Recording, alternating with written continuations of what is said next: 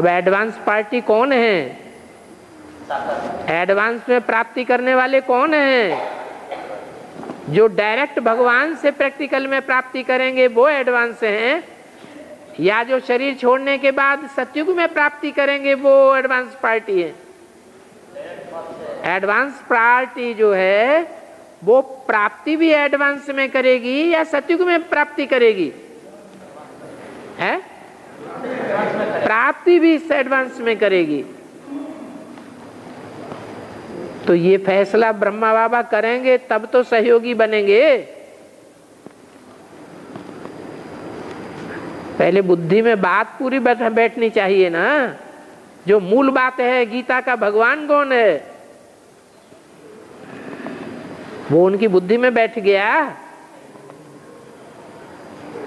मूल बात ही बुद्धि में नहीं बैठी है, जिससे भारत का खास पतन हुआ है और सारी दुनिया का पतन हुआ है।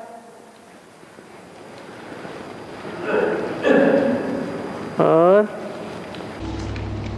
बाबा पीके में सरेंडर्ड बहन को सन्यासी कहते हैं।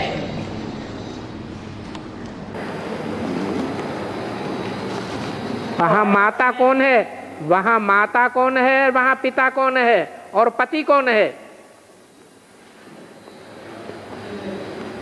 प्रैक्टिकल में जहाँ माता होती है, पिता होता है, पति होता है, उसे गृहस्थी कहा जाता है। अगर है गृहस्थी तो बताएं, गृहस्थी में पति का कोई महत्व होता है, पिता का कोई महत्व होता है या नहीं होता है? तो कौन है वहां पिता? माँ को पिता कहते हैं। कौन है? ब्रह्मा बाप को। कहाँ है? इसलिए मुरली में बोला है, वो ब्राह्मण कहते हैं हम ब्रह्मा की औलाद हैं। उन ब्राह्मणों से पूछो तुम्हारा ब्रह्मा कहाँ है? तो कहेंगे सूक्ष्म वतन में है। अब ब्रह्मा सूक्ष्म वतन में है तो तुम्हारा परिवार यहाँ कहाँ से आ गया? परिवार तो प्रैक्टिकल में है।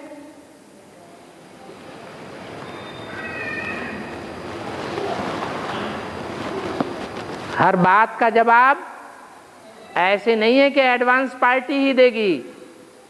हर बात का जवाब मुरली में दिया हुआ है।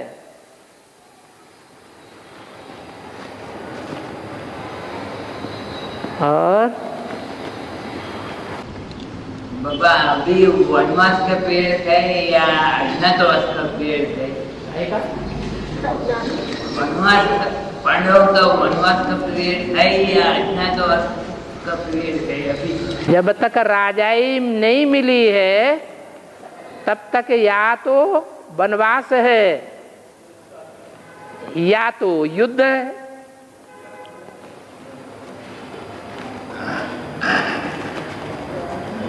जीत हो जाती है तो युद्ध भी खलास हो जाता है। और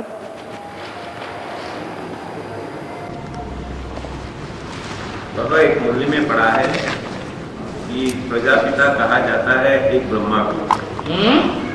प्रजापिता कहा जाता है एक ब्रह्मा को। एक ब्रह्मा को? एक ब्रह्मा? ब्रह्मा दो चार हैं कि एक है? पांच ब्रह्मा। पांच ब्रह्मा को प्रजापिता नहीं कहा जाता, एक ब्रह्मा को कहा जाता है प्रजापिता। नहीं समझ में आया? नहीं आया? क्यों? ब्रह्मा बहुत हैं, लेकिन उनमें से एक ही ब्रह्मा है जिसको प्रजापिता कहा जाता है। सभी को प्रजापिता नहीं कहेंगे, एक ही है और वो आदि से लेकर अंत तक है। सृष्टि के आदि से लेकर के जब तक 500-700 करोड़ भी मनुष्य आत्मा इस सृष्टि पर मौजूद है तब तक प्रजापिता भी मौजूद रहेगा। और उसके आगे ये भी कहा है कि ब्रह्मा एक ही बच्चा है शिव का। ब्रह्मा क्या है? ब्रह्मा एक ही बच्चा है शिव का। हाँ, शिव का एक ही बच्चा है ब्रह्मा, ठीक है। और बच्चे नहीं, यानी और बच्चे हैं, लेकिन पहला बच्चा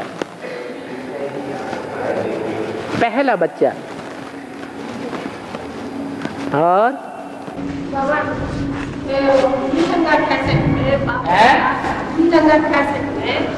बाबा आदि में भी दुख में रहते एक आत्मा, मत में भी दुख रहते, अंत में भी दुख रहते, और शरीर छोड़ने को अंत में भी दुख रहते। इसका क्या अर्थ? आदि में भी दुख में रहते, आदि मध्य अंत में भी दुख रहते हैं, दुखी रहते हैं, वही आत्मा। कोई आत्मा ऐसी है जो आदि में भी दुखी है, मध्य में भी दुखी है। आदि में दुखी कौन है? सृष्टि का आदि जब होता है तो उस नई सृष्टि के आदि में दुखी कोई होता है क्या? तो आपने पता नहीं जाने कहां से ये वाक्य उठा लिया। वो अगली बार ले आना, उसकी कॉपी ले आना कम से कम, फिर आप बोला भी ले आना। छपा हुआ नहीं है तो बोला हुआ ले आना, और डीवीडी को पकड़ के ले आना इधर। आदि में सृष्टि के, नई सृष्टि के आदि में सुख ही सुख होगा या किसी को दुख भी हो जाएगा? सुख ही सुख होगा, दुख होने का तो सवाल ही नहीं। तो ये बाप दादा कैसे बोल सकते हैं कि सृष्टि के आदि में दुख भी है किसी को? नहीं, जैसे कि मैं समझ रहा हूँ कि एक बात है ना कि काम से आपको आदि मध्य अंत दुख देने वाला है। काम विकार सृष्टि के आदि में नहीं होता। नहीं, वो जो बोल रहे जैसे मैं समझ रहा हूँ, मतलब द्वापर के आदि से आदि मध्य। वो बात कर रहे हैं कि कोई आत्मा ऐसी भी है इस सृष्टि पर जो आदि में भी दुखी, मध्य में भी दुखी, अंत में भी दुखी, उनका ये कहना है। लेकिन ऐसा नहीं हो सकता कि नई सृष्टि के आदि में कोई भी आत्मा दुखी हो जाए। नई सृष्टि नया ज्ञान देने वाले परमपिता परमात्मा की सृष्टि है, उसमें नई सृष्टि में कोई दुखी हो जाए ये तो हो ही नहीं सकता। और जो आदि में दुखी होगा वो मध्य और अंत में भी दुखी होगा। तो ऐसा कोई है कि आदि में भी सत्य है, सी भी सत्य, हो सी भी सत्य, तीनों काल में सत्य, ऐसा कोई है या नहीं है? है? कौन है? शिव बाबा। इस सृष्टि पर सदा कायम कोई चीज है नहीं, एक शिव बाबा ही है जो इस सृष्टि पर सदा कायम है। आदि में भी विष्णु का रूप, और अंत में भी विष्णु का रूप, और मध्य में भी विष्णु का रूप है। 1 लाख शालिग्राम ये यज्ञ में आता है। शालिग्राम 1 लाख 1 लाख शालिग्राम यज्ञ में बनता है ना। यज्ञ में सिर्फ 1 लाख ही क्यों बनता है? बाबा तो बोलते हैं जब यज्ञ रचते थे रुद्र यज्ञ भक्ति मार्ग में, तो 1,00,000 2 लाख लाखों की तादाद में प्रोग्राम शालिग्राम बनाते थे। जितना बड़ा सेठ उतने जास्ती शालिग्राम बनवावेंगे। कोई 2-4 लाख भी बनवाते होंगे।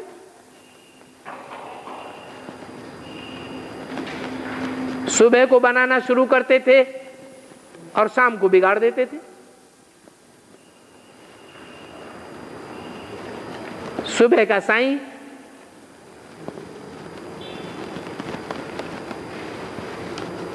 यादगार कहाँ की है? यहाँ की यादगार है।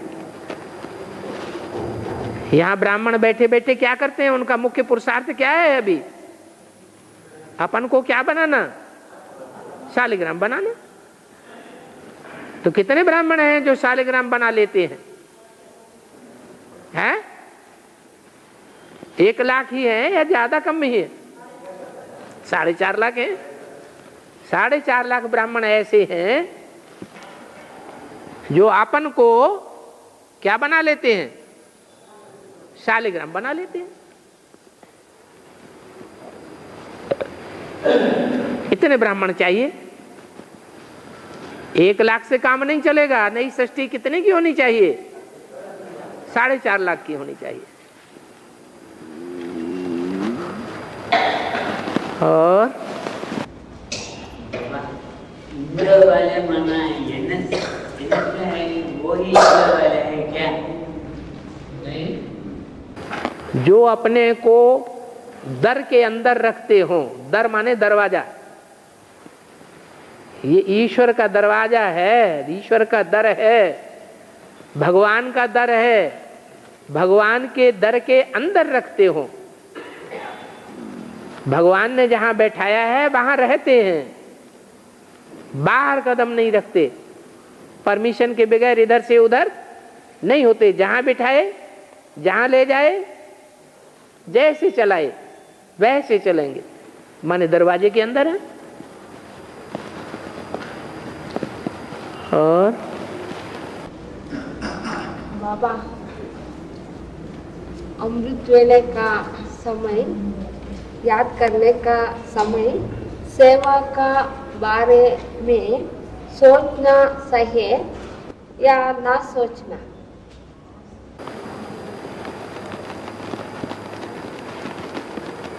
भगवान का कार्य करेंगे तो भगवान की याद आएगी या नहीं आएगी?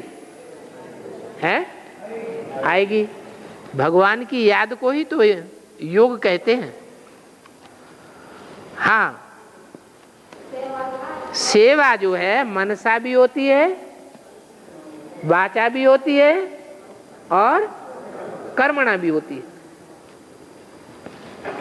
लेकिन याद का एक रूप ऐसा है जिसमें कर्मणा की दरकार नहीं है, वाचा की भी दरकार नहीं है, तन की भी दरकार नहीं, धन की भी दरकार नहीं। वो सेवा इतनी उच्च कोटि की हो सकती है जिसमें सिर्फ मन की ही जरूरत है। मन को जिसने एकाग्र कर दिया उसको इंद्रियों को चलाने की दरकार नहीं है, तन के कोई हिस्से को चलाने की दरकार नहीं, वाचा चलाने की दरकार नहीं, धन खर्च करने की दरकार नहीं, संबंधियों की पावर लगाने की भी दरकार नहीं, जो संपर्क में आने वाले हैं उनकी भी शक्ति लगाने की दरकार नहीं। मात्र संकल्प किया योग बल से, योग बल की एकाग्रता से, और काम संपन्न हो गया। वो है योग बल की पराकाष्ठा। उसको कहते हैं संकल्प सिद्धि। मन से जो भी संकल्प किया, जब भी किया, उसी समय वो संकल्प सिद्ध हो जाए। प्रकृति स्वतः ही सारा कार्य संपन्न कर दे।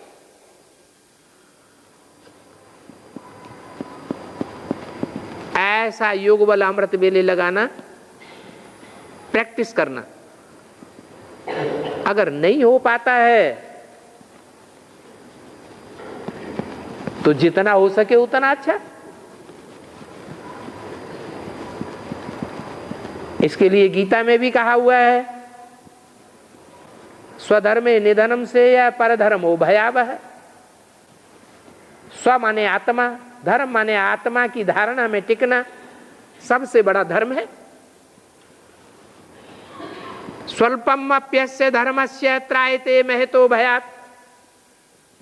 इस धारणा का स्वल्प मात्र भी, अंश मात्र भी अगर धारणा कर ली, मैं आत्मा हूं, इस स्थिति में 1 सेकंड भी टिके तो महान भय से हमारा सुरक्षा हो सकती है।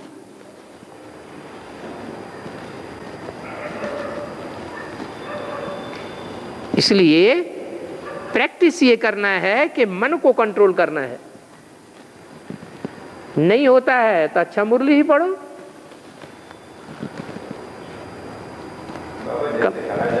कम से कम जागने की तो प्रैक्टिस पड़ेगी। अमृत वेले, हाँ, जैसे कहा जाता है मुरली से प्यार माना मुरलीधर से प्यार, हाँ, तो क्या हम ये भी समझ सकते हैं कि जैसे याद में बैठते हैं तो मुरली की जो पॉइंट्स वो मनन चिंतन होता है उसको हम क्या समझ सकते हैं वो याद है? अमृत वेले की याद की बात बताई कि श्रेष्ठ ते श्रेष्ठ अमृत वेले की याद कौन सी है? तो मुरली का मनन चिंतन मंथन करते हैं वो सेकेंडरी याद है, फर्स्ट क्लास याद नहीं है। क्योंकि हमारा लक्ष्य क्या है? हमारे जीवन का लक्ष्य क्या है?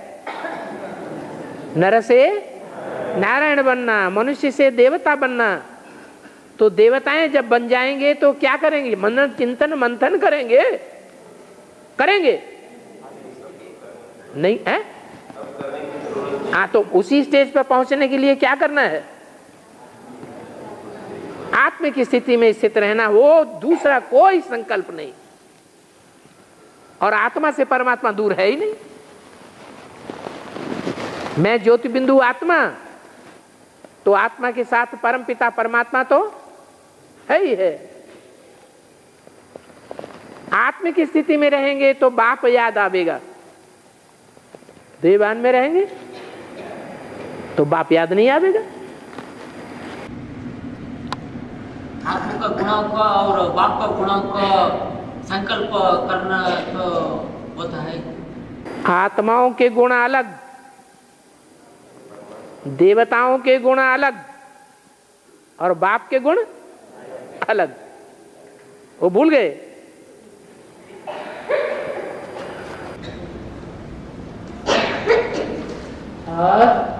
याद में रूप को याद किया है?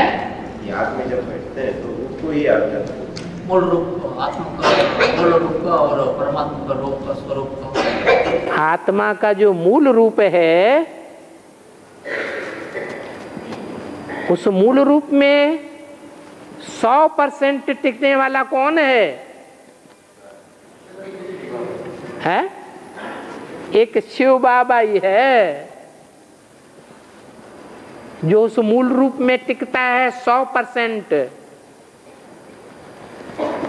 बाकी तो नंबरवार हैं, कह सकते हैं आत्मा सो परमात्मा, लेकिन प्रैक्टिकल में बनता कोई नहीं है।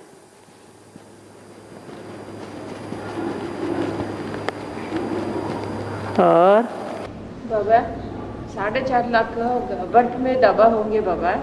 आत्मा परंधाम के फिर से शरीर में प्रवेश करता है। उम्र कैसे गिनते हैं बाबा? जब संपन्न स्टेज होगी तो संपन्न स्टेज माने संपूर्ण आत्मा, 16 कला संपूर्ण आत्मा होगी या अपूर्ण आत्मा होगी? है संपूर्ण आत्मा। और संपूर्ण आत्मा जब प्रकृति के 5 तत्व धारण करेगी तो संपूर्ण सात्विक तत्व धारण करेगी या नीचे ऊपर की स्टेज वाले धारण करेगी? संपूर्ण सात्विक। संपूर्ण सात्विक बच्चा होता है या जवान या बूढ़ा होता है? है? संपूर्ण सात्विक शरीर बच्चे का होता है, बचपन में होता है, बड़े का होता है या बुढ़ापे का होता है? बच्चे को होता है। तो वहां तो बर्फ से निकलेंगे तो जो भी निकलेंगे वो कैसी स्टेज में होंगे? सात्विक स्टेज में होंगे या शरीर छोड़ने वाले बुढ़ापे की स्टेज में होंगे? सात्विक स्टेज होगी। और तो जैसे शरीर तो वृद्ध अवस्था को तो पाता ही नहीं है। सतयुग में शरीर तो कभी वृद्ध तो होता नहीं, बुढ़ापा तो होता नहीं है शरीर। पूछो तो क्या पूछ रहे फिर? ये तो सबको मालूम है कि सतयुग में कोई बूढ़ा नहीं होता है। शरीर छोड़ने की माने 5000 साल तक एक ही शरीर बना रहना चाहिए। मतलब अभी हम समझते हैं ना शरीर, नहीं, आप चाहते क्या हैं? क्या नए नए पार्ट बजाना चाहते हैं। नए नए पार्ट बजाना चाहते हैं तो वो इच्छा पूरी होती है, वो शरीर छोड़ना पड़े। एक शरीर तो हमेशा किसी का रहेगा नहीं। हाँ, ये हो सकता है कि आत्मा जन्म बाई जन्म ज्यादा से ज्यादा सुख भोग सके, इतना तक हो सकता है। बाकी ऐसे नहीं हो सकता कि जिसका जन्म हो उसकी मृत्यु कभी हो ही नहीं। गीता में भी लिखा हुआ ध्रुवम जन्मामृतस्य च, जिसका जन्म होता है उसकी मृत्यु निश्चित है, उसे कोई टाल नहीं सकता। शरीर का जन्म होता है, आत्मा का जन्म और मृत्यु नहीं होता। और बाबा रामकृष्ण का आत्मा द्वापर में कैसे पार्टनर होता है? रामकृष्ण जिनको कहा जाता है और जिनका संसार में इतना नाम वाला है, वो रामकृष्ण कलयुग के हैं या द्वापर के हैं या सतयुग त्रेता के हैं? है? संगम के हैं रामकृष्ण। संगम तो अभी सन 36 से शुरू हुआ है। रामकृष्ण ने सन 36 से पहले जन्म लिया था या सन 36 के बाद जन्म लिया? तो फिर तो कलयुग के हैं या द्वापर के हैं? अरे गुरु नानक ने कब जन्म लिया? द्वापर में, कलयुग में जन्म लिया। ऐसे ही गुरु नानक के कई सौ वर्षों के बाद फिर रामकृष्ण ने जन्म लिया, विवेकानंद ने जन्म लिया।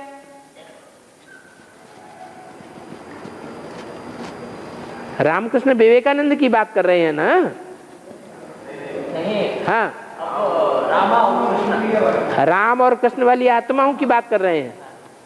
जो त्रेता का राम प्रसिद्ध है शास्त्रों में, और जो द्वापर का कृष्ण प्रसिद्ध है शास्त्रों में, उसकी बात कर रहे हैं। क्या बात कर रहे हैं? अब राम और कृष्ण का, राम वाली आत्मा का और कृष्ण वाली आत्मा का पात्र होता है ना अब? हाँ, वर्तमान संगम में भी पार्टनर है और अलौकिक में भी पार्टनर है।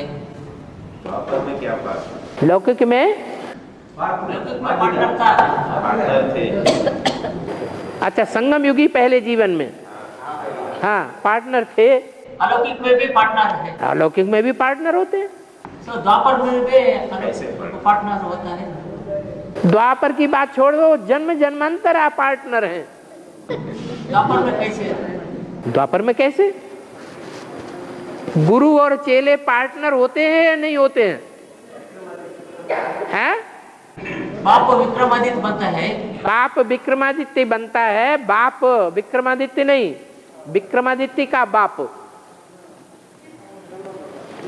ब्रह्मा बाबा विक्रमादित्य बना, और उसका बाप भी है उस समय मौजूद। विक्रमादित्य शिवलिंग बनाता है, शिवलिंग बनाकर मंदिर बनाता है। उसे आर्डर कौन देता है बनाने के लिए? है बाप। वो बाप भी है उस समय, गुरु भी है। द्वापर का आदि है ना, जैसे सतयुग का आदि होता है ऐसे ही द्वापर का आदि भी है। सतयुग आदि में जो लक्षण है वो द्वापर के आदि में भी कुछ न कुछ विराजमान है। जन्म जन्मांतर बाप और बेटा होता है? नहीं, सर्व संबंध बाबा ने बताए हैं, यह एक संबंध बताया है। अगर यहाँ संगम युग में सर्व संबंधों की रचना बाप से नहीं ली तो उन संबंधों के लिए जन्म जन्मांतर तरसते रहेंगे। एक संबंध की बात नहीं है। ब्रह्मा उर्फ दादा लेखराज उर्फ कृष्ण, ये तो बाप का बहुत सिकीलदा बच्चा है। सबसे प्यारा, ज्यादा प्यारा, बाप को सबसे ज्यादा प्यार किसके प्रति होता है? बच्चे के प्रति होता है। तो बच्चे को तो बहुत प्राप्ति कराते हैं। एक संबंध से कराएंगे या सर्व संबंधों से कराएंगे? सर्व संबंधों से। तो ये जो सर्व संबंध होते हैं ना, तो कभी कहा जाता है साजन सजनी का संबंध, साजन सजनी का संबंध, और हमेशा समझा ये जाता है कि बाबा ही साजन है और हम सब सजनियां हैं। ठीक है, तो उसका रिवर्स भी हो सकता है। क्या रिवर्स हो सकता है? हम साजन और वो सजनी, ऐसे हो सकता है। मन शिव बाबा मुरली में कहते हैं, मैं सदैव मासूक हूँ, आशिक नहीं बनता हूँ। मैंने मैं फिदा नहीं होता हूँ किसी के ऊपर। फिदा कौन होते हैं? आशिक फिदा होते हैं। तो तुम बच्चे आशिक हो या मासूक हो? आशिक हो, तो सजनी वाली बात ही खत्म हो जाती है। फिर तो सर्व संबंध तो एक संबंध तो बच गया है। वो संबंध है, एक पति पत्नी का एक संबंध हो गया, साजन और सजनी का एक संबंध हो गया। जैसे 84 जन्म में तो कभी जो पति बनते हैं वो अगले जन्म में पत्नी बनते हैं, ऐसे तो रिश्ते होते हैं। वो संबंध आत्माओं के साथ आत्माओं के हैं, और यहाँ आत्माओं के साथ नहीं है, परमपिता परमात्मा के साथ संबंध की बात है। वो संबंध खराब भी माने जाते हैं रिवर्स में। जैसे अभी हमारी बच्ची है, वो बाप है, वो बच्ची है, अब उसके साथ पत्नी का भी संबंध हो जाए, ये खराब है या अच्छी बात है? ये तो बहुत खराब बात हो गई, जानवरों से भी अब बदतर बात हो गई। लेकिन भगवान के लिए, जो भगवान का पार्ट है, उसके लिए अच्छी बात है या खराब बात है? हैं? अरे गलत बात है? अच्छी बात है, क्योंकि वो तो कभी देवभान में आता ही नहीं। भगवान भी देवभान में आता है क्या? तो अच्छी ही बात है। और बाबा, कोई कोई आत्मा को हिंदी भाषा पढ़ने का आती नहीं, बात करने का आती, कोई को लिखने का आती नहीं, ऐसे क्यों होती? पूर्व जन्म में कुछ ऐसे काम किए हैं, कुछ ऐसा पार्ट बजाया है बाप के साथ, जो इस जन्म में ये दंड मिल गया है कि भाषा प्रॉब्लम बन गई है, लैंग्वेज प्रॉब्लम बन गई है, पुरुषार्थ में आगे नहीं बढ़ पा रहे हैं।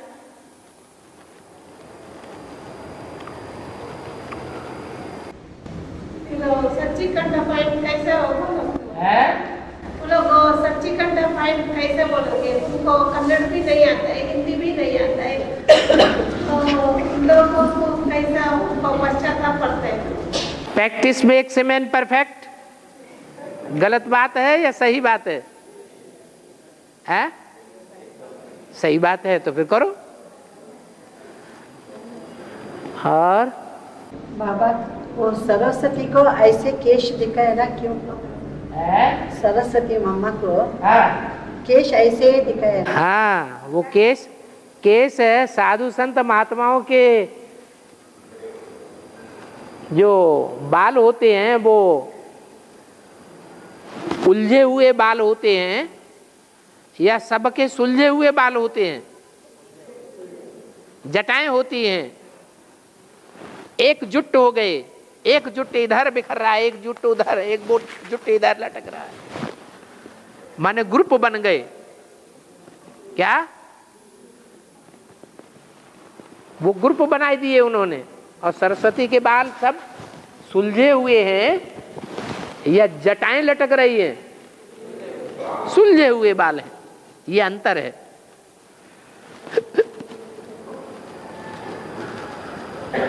वो एक को फॉलो करने वाली है, वो शास्त्रों को फॉलो करते हैं। शास्त्र एक के लिखे हुए हैं या अनेकों के लिखे हुए हैं? अनेकों के लिखे हुए हैं, तो अनेक गुट बनाए हुए हैं बालों के।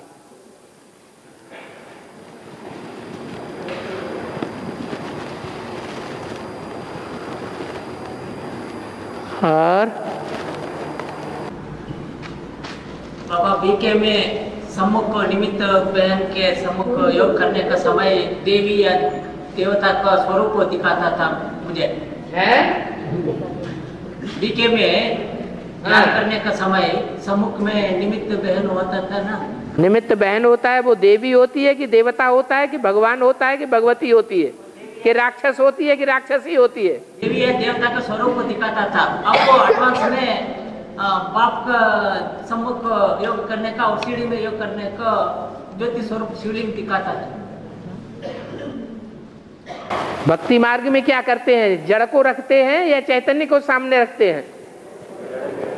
भक्ति मार्ग में और ज्ञान मार्ग में खास अंतर क्या है? भक्ति मार्ग में सब कुछ इमिटेशन और ज्ञान मार्ग में सब कुछ प्रैक्टिकल। समझ में नहीं आया अभी तक?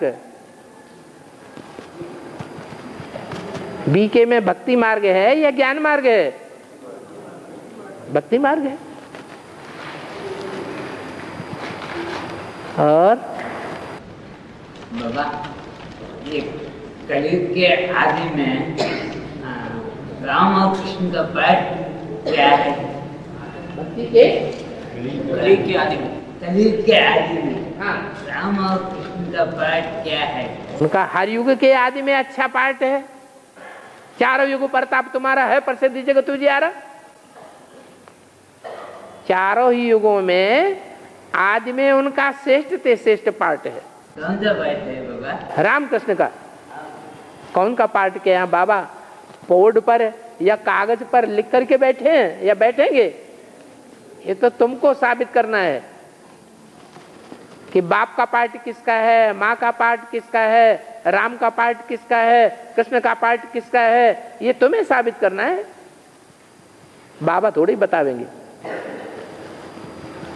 और 84 जन्मों का अपना अपना पाठ का जो हम सोचते हैं और योग करते हुए यानी उसका जो साक्षात्कार होता है उसे बताते हैं जैसे हम आखिर में, तो वो हमारे संकल्प से होते हैं क्या वो अपने आप को नहीं? अपने आप कैसे होंगे? जैसा पुरुषार्थ आपका होगा, जितना तीव्र पुरुषार्थ होगा उतने तीव्रता जल्दी से आपको साक्षात्कार बुद्धि से हो जाएगा। अगर पुरुषार्थ धीमा है तो बुद्धि से साक्षात्कार भी देर में होगा।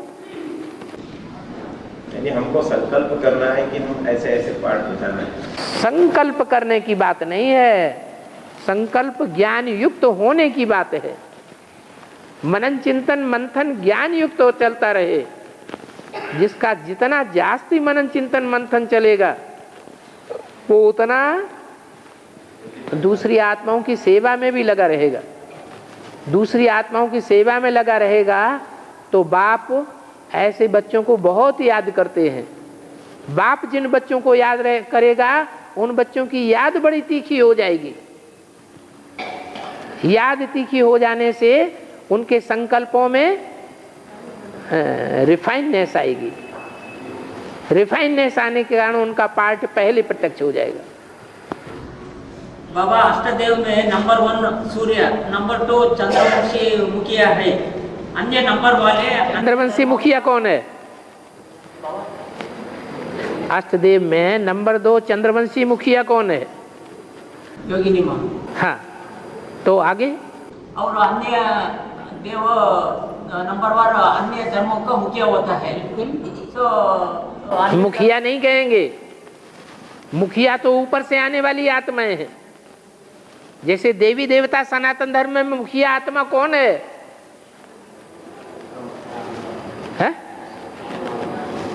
देवी देवता सनातन धर्म में, देवी देवता सनातन धर्म स्थापन करने वालों में मुख्य आत्मा कौन है?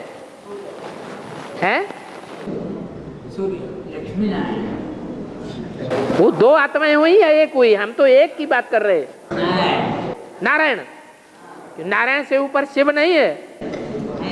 फिर मुख्य आत्मा कौन हुई? धर्म में क्या है ना, हम ये युग की बात ही नहीं कर रहे। हम तो होल सोल 5000 वर्ष के ड्रामा की बात कर रहे कि 5000 वर्ष के ड्रामा में देवी देवता सनातन धर्म में मुख्य पार्ट बजाने वाली आत्मा कौन है? हैं? क्यों बाबा? बस ऐसे ही दूसरे धर्मों का निकाल लो। मुख्य आत्मा पूछ रहे हो या पूर्वज आत्मा पूछ रहे हो? हाँ, अन्य धर्मों का पूर्वज होता है। हाँ, तो अन्य धर्मों में और अपने धर्म में, सनातन धर्म में, चंद्रवंश में, सूर्यवंश में, इस्लाम वंश में मुख्य आत्माएं अलग हैं और जो पूर्वज आत्माएं हैं वो अष्टदेव हैं। पूर्वज का मतलब ही है पूर्व में जिन्होंने जन्म लिया। तो अन्य धर्मों का पूर्वज होने का अलावा पक्का सूर्यवंश में जन्म लेना अच्छा होता है? नहीं, वो कहाँ आते हैं? द्वापर युग में इब्राहिम आएगा, वो क्या सतयुग में आएगा? इब्राहिम सतयुग में आएगा क्या? है? नहीं आएगा। त्रेता में आएगा? नहीं आएगा। तो सूर्यवंश में कहां से आ गया? वो सूर्यवंश का मुखिया है ही नहीं। वो कौन से वंश का मुखिया बन जाता है? हैं? इस्लाम वंश का मुखिया बन जाता है। अरे ये तो ग्रुप है, कोई शेरों का ग्रुप है, कोई चीतों का ग्रुप है, कोई गधेड़ों का ग्रुप है कि सब एक जैसे हैं? हैं? सब अलग अलग ग्रुप हैं। और बाबा मुरली ने बताया सम्मुख मुरली सुनाना नंबर 1। सुनाना नहीं हमारा डब्बा गोल मत कर दो। सन्मुख मुरली नहीं सुनाना नंबर 1 समझना। क्या? सुनना। सन्मुख बाप के सन्मुख बैठकर मुरली सुनना, यह है नंबर 1 मुरली। हाँ, और बाद में वो टीवी में देखना, टीवी में मुरली देखना वो नंबर 2। और पढ़ने का नंबर 3। ऐसे बोल दिया। सम्मुख, हाँ, 3rd क्लास। सम्मुख माने कैसे? भगवान बाप हमको सन्मुख सुना रहा है। अगर भगवान बाप हमको सन्मुख मुरली सुना रहा है तो उसके मुकाबले कोई दूसरी मुरली हो सकती है क्या? नहीं हो सकती। लेकिन ये भावना जिसकी बुद्धि में ज्ञान बैठा होगा उसको ये भावना पैदा होगी, या जिसको ज्ञान हुआ ही नहीं, पहचान हुई नहीं, बाप को जिसने जाना ही नहीं, वो सन्मुख मुरली सुनेगा। जिसको सन्मुख बाप मिला है, पहचाना है, जाना है, दिल ने स्वीकार कर लिया है कि हमारी आत्मा का बाप है, ये हमारे जन्म जन्मांतर का भाग्य बनाने वाला बाप है, एक जन्म का बाप नहीं है, बेहद का बाप है, बेहद का टीचर है, बेहद का सदगुरु है। एक जन्म का गुरु नहीं है, एक जन्म का टीचर नहीं है। ऐसा भाव जिसकी बुद्धि में बैठ गया है वो ही सन्मुख मुरली सुन सकता है, नहीं तो सन्मुख मुरली नहीं सुन सकता। और पहले में जो बताया ना कि अलिफ को अल्लाह मिला, अलफ को अल्लाह मिला, तो अलिफ और अल्लाह अलग अलग हो गए ना। अलफ को मिला अल्लाह। अल्लाह मुसलमान किसे कहते हैं? हाँ, तो आप एक कैसे कहते हैं? अलफ को मिला अल्लाह, तो अलफ खड़ा डंडा है या नुक्ता है? अलफ तो खड़ा डंडा है और अल्लाह सदैव ही ज्योति बिंदु है। डंडे को खड़ा करना शुरू करो तो जैसे ही कलम लाके रखेंगे तो पहले क्या बनेगा? अल्लाह बनेगा कि अलफ बनेगा? है? पहले नुक्ता बनेगा, फिर खींचना शुरू करो तो अलफ बनेगा। ये अंतर है। पहले पहले जैसे ही कलम कागज के ऊपर आई तो पहले क्या बनेगा? अल्लाह, वो है अल्लाह। उसको मुसलमान लोग कहते हैं अल्लाह। अलफ को वो नहीं मानते ज्यादा, वो आदम को उतना ज्यादा महत्व नहीं देते।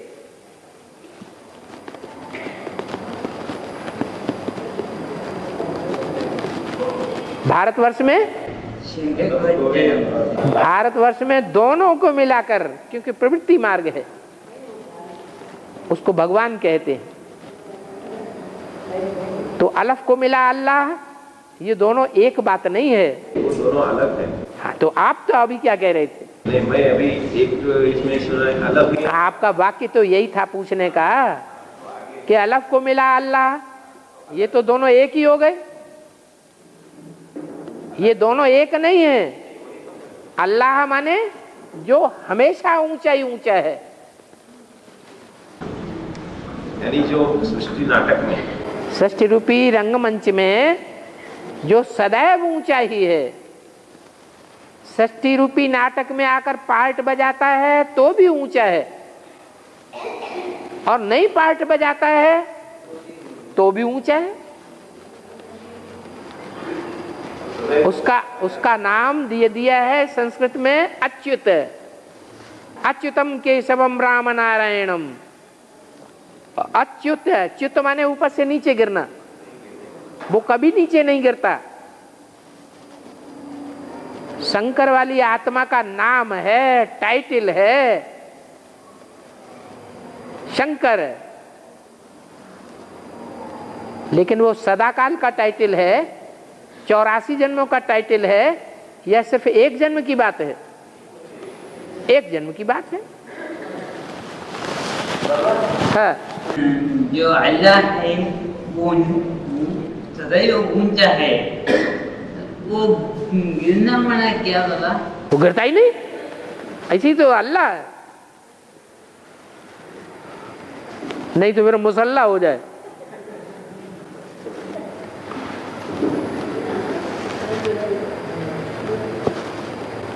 जो अल्लाह है वो मुसल्ला नहीं बनता कभी। क्या समझे? मूसल देखा है कभी? नहीं देखा। कोई हिंदी जानने वाले होंगे? हैं?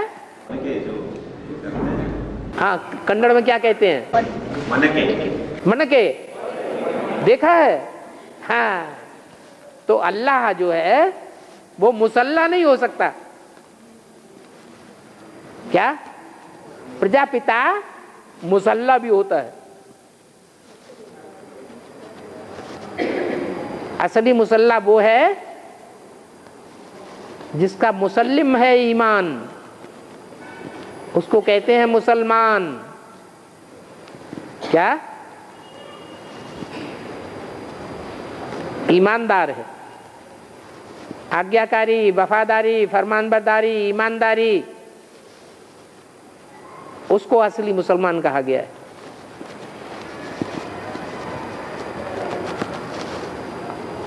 इसलिए मुरली में बोला है, बाप क्या बन करके आए हैं? विदेशी बन करके आए हैं।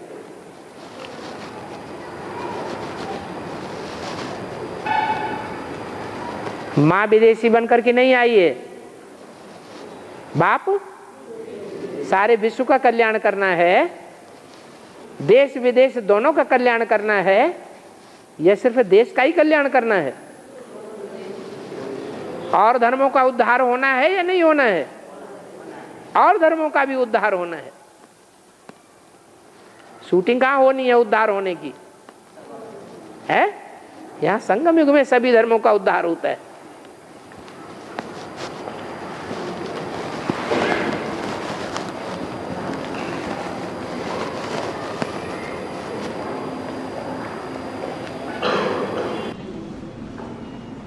बाबा अन्य धर्मों का मुखिया अष्टदेव होने का अलावा पक्का सूर्यवंशी आत्मा बनना चाहिए। ये आज जान पाया? इतने दिन हो गए तुमको एडवांस में आए हुए, आज तुम्हारी बुद्धि में बैठी ये बात। क्या और अन्य धर्मों में मणका बनने से तो अच्छा है सूर्यवंशी मणका बनना? पक्का सूर्यवंशी आत्मा बनना तो अच्छी बात है या खराब बात है? और बाबा ब्रह्मा को हनुमान गणेश कहते हैं, सो गणेश और हनुमान को बहुत पूजा होता है। हाँ, बहुत पूजा कहाँ होता है? कलयुग में होता है या द्वापर में होता है? तुम कलयुगी पुजारी बनना अच्छा समझते हो या द्वापर युगी पुजारी बनना अच्छा समझते हो? है? जिनकी बहुत पूजा करें वो अच्छे होते हैं देवता, या जिनकी बहुत पूजा नहीं करते हैं, थोड़ी आत्माएं होती हैं जिनको पहचानती हैं और पूजा करती हैं, पूजनीय मानती हैं, वो अच्छे?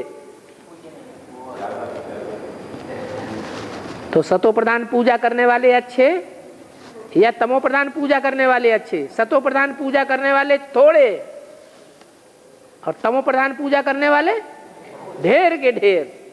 तो कौन अच्छे? सतो प्रधान पूजा करने वाले भले थोड़े हैं लेकिन अच्छे हैं। पांडव अच्छे या कौरव अच्छे? क्यों? क्योंकि उन्होंने एक बाप को पहचाना। और जो ज्यादा पूजा करते हैं वो पूजा करने के बाद वो भी देते हैं। व्यभिचारी बनेंगे, बनावेंगे तो डूबेंगे और दूसरों को डुबावेंगे। ब्रह्मा एक ही आत्मा को दो जगह में दिखाया है। तो ब्रह्मा बाबा एक ही आत्मा है ना? एक जगह दो जगह कहाँ दिखाया? हनुमान का रूप में दिखाया, गणेश का रूप में दिखाया। द्वापर के आदि में दोनों के मंदिर बने हुए दिखाए गए हैं सीढ़ी के चित्र में। तो एक ही जगह बने हुए हैं कि एक अलग है एक अलग है? एक ही जगह है। हाँ, कलयुग के आदि में पहले जन्म में जो दो मंदिर बने हुए हैं वो एक ही जगह बने हुए हैं, एक दाईं ओर एक बाईं ओर है।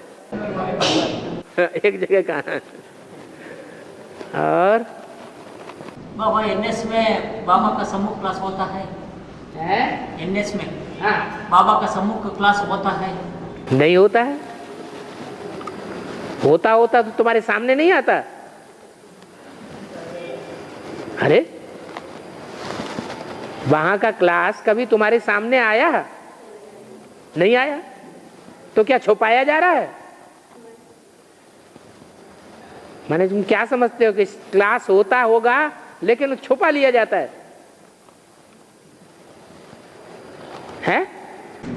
अभी तो क्लियर नहीं है बाबा, नया संगठन में क्या क्या होता है। क्लियर नहीं है?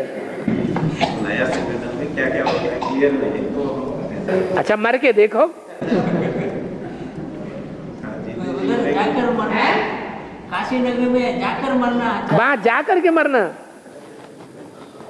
पहले नहीं मरेंगे? पहले भी मरना और जाकर भी मरना। जाके तो सारे ही मरेंगे। पहले जीते जी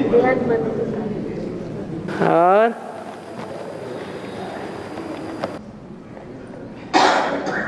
बाबा 7.5 शनि काट 7.5 वर्ष में होता है। 7.5 शनि 7.5 शनि 7.5 का शनि 7.5 वर्ष में 7.5। हाँ, शनि देव का 7.5। हाँ, 7.5। हाँ, 7.5 वर्ष में बहुत पूरा होता है। हाँ, अष्टम शनि काट 2.25 1.5 वर्ष में भी उतना को भी जास्ती दुख देता है। क्या क्या चक्कर चला? क्या चक्कर सीखा हुआ है? हम जरा डिटेल में बताओ, हमें तो मालूम नहीं ना। हमने शनिदेव के लोक में चक्कर काटे हैं शायद। जरा डिटेल में बताओ। 7.5 शनि बहुत दुख देता है 7.5 years में। हाँ, वो अष्टम शनि काट 2.5 years में बहुत 7.5 का भी बहुत दुख 2.5 years में देता है। 8वें वर्ष में, 2.5 साल अष्टम में, शनि काट 8वें वर्ष में 7.5 में जो होता है वो 7.5 साल तक तकलीफ देता है। हाँ, लेकिन जो अष्टम शनि का काट होता है वो 2.5 साल में और ज्यादा ही दुख देता है। जो 7.5 साल में होता है उससे ज्यादा होता है 2.5 उससे साल। ज्यादा दुख 2.5 साल में होता है। हाँ, ढैया शनिदेव के दो उनके 2 माने जाते हैं शिष्य, एक साढ़े साथी और एक ढैया। हाँ, तो ढैया ज्यादा खतरनाक है। 7.5 साल में जितना दुख नहीं होता है उससे ज्यादा दुख 2.5 साल में भोगना पड़ता है। हाँ, तो अष्टम 8वां घर में शनि होने तो अष्टम शनि काट बोलता है, वो 1.5 साल में उतना दुख देता है, बहुत दुख देता है। हाँ, वो उससे भी ज्यादा खतरनाक हो गया ना। हम उस अष्टम शनि काट में बंधा हुआ था, इसलिए निकल आया। चलो निकल आया। हाँ, और बाबा मुस्लिम ज्योति स्वरूप को मानता है। हाँ, याद करता है वो मस्जिद में। हाँ, तो उनका बाप का वर्षा क्यों नहीं लिखा है? वो एक ही याद करता है ना। है? वो एक ही की याद करता है। एक कौन है? ज्योति स्वरूप को। आप भी तो ज्योति स्वरूप है। आपकी आंख में से ज्योति नहीं निकल रही है? अरे आपकी आंख में से ज्योति निकल रही कि नहीं? तो आप भी तो ज्योति हैं। वो एक ज्योति कौन सी? तो नहीं पहचानते हैं, तभी तो कहते हैं हम जो एक ज्योति को मानते हैं। ज्योति ज्योति में समाया, हिंदुओं में भी कहते हैं, बौद्धियों में भी कहते हैं महात्मा बुद्ध की आत्मा ज्योति ज्योति में समा गई। लेकिन वो ज्योति कौन सी है जिस ज्योति में समा गई? वो तो क्लैरिफाई करो, डेफिनेशन चाहिए ना। वो ज्योति कौन सी?